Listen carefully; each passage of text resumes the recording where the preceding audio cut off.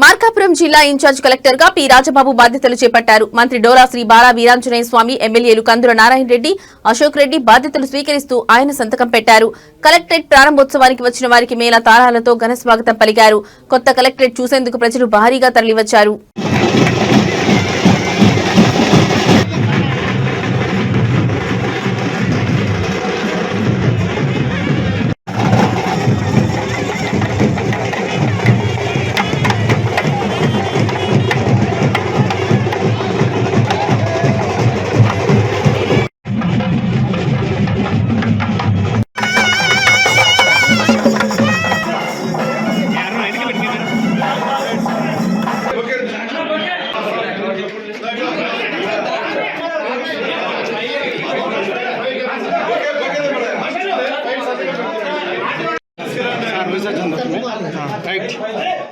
వెనక్కి జరగండి కొంచెము.